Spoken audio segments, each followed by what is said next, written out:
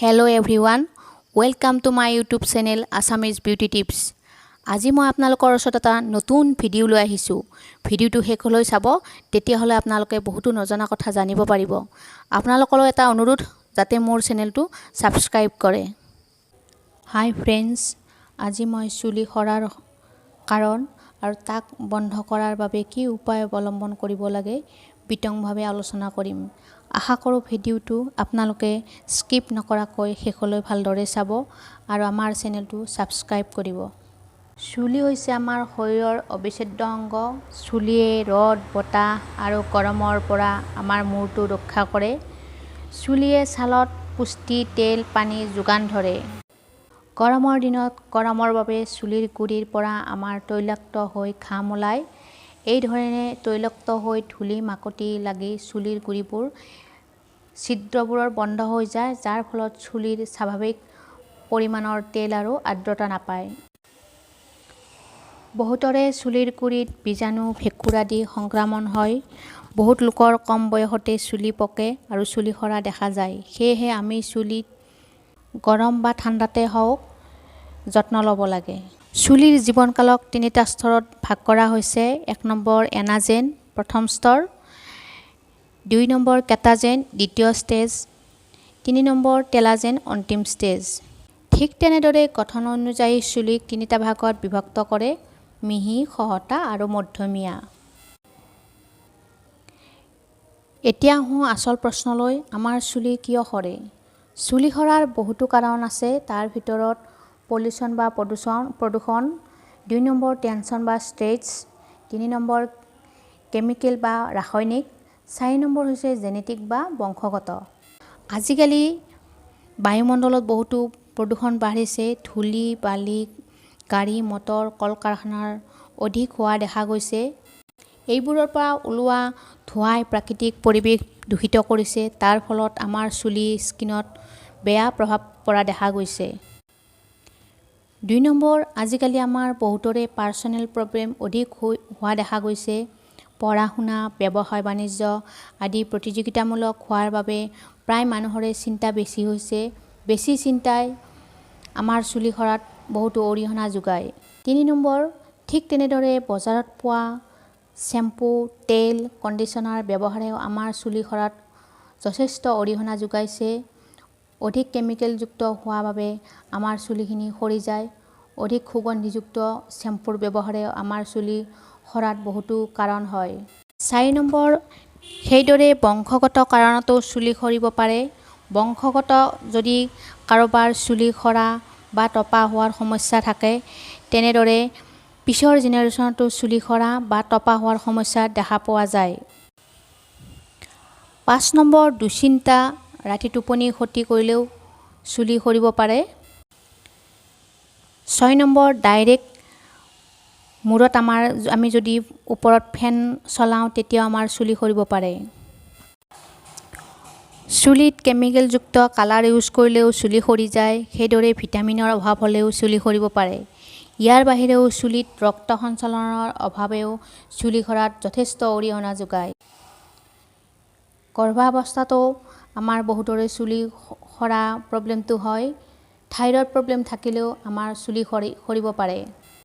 ঠিক তেনেদৰে পেটৰ কিবা প্ৰব্লেম থাকিলেও আমাৰ চুলি সৰাত যথেষ্ট অৰিহণা যোগায়।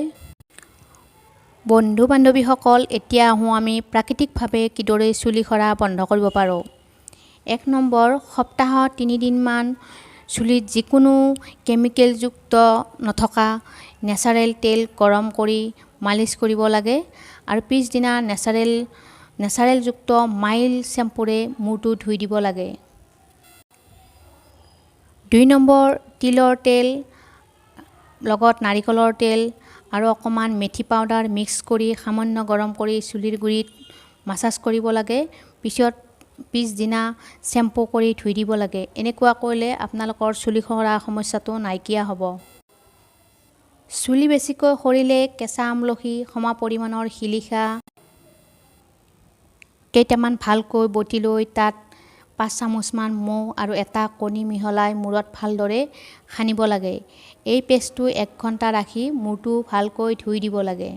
5 নম্বৰ, ঠিক তেনেদৰে চুলিৰ আগ ফাটিলে চুলি অকণ কাটি দিব লাগে।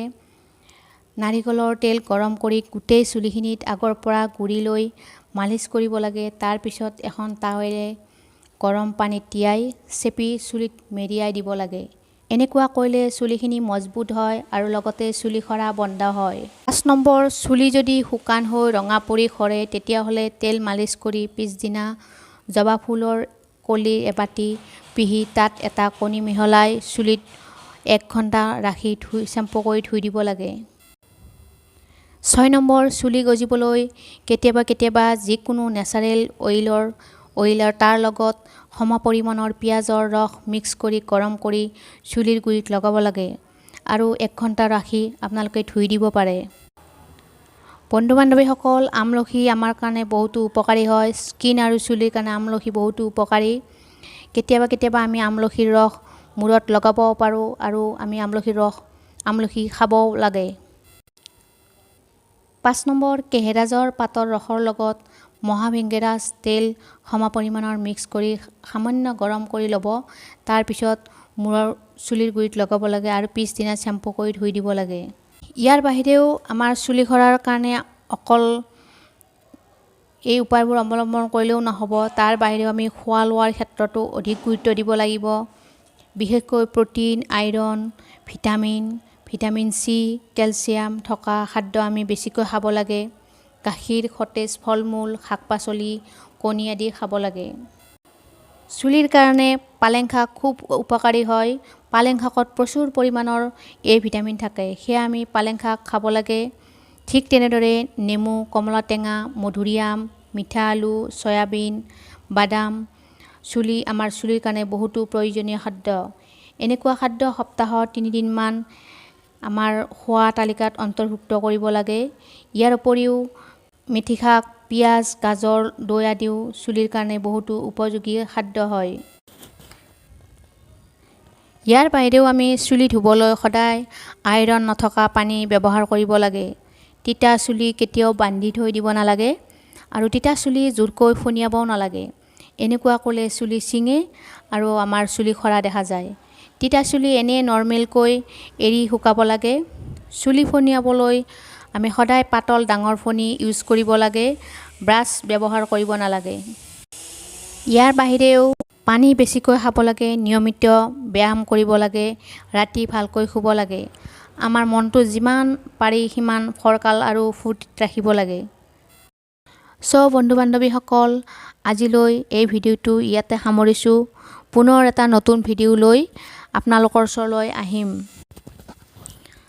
আপোনালোকৰ সমস্যাসমূহ যদি এইবোৰ সলিউশ্যনৰ লোৱাৰ পিছতো আঁতৰি যোৱা নাই, তেনে এজন অভিজ্ঞ বিউটি থেৰাপিষ্টৰ ওচৰত গৈ হেয়াৰ গ্ৰোথ ট্ৰিটমেণ্ট কৰাব পাৰে।